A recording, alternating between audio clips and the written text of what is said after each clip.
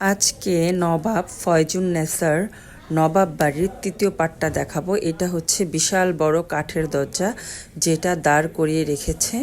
আর এখানে আছে বিশাল বড় সিন্দুক, পাশে হচ্ছে শোকেসে সাজানো আছে কাচের অনেক রকমের প্লেট, বাটি, অসাধারণ অসাধারণ আসবাবপত্র।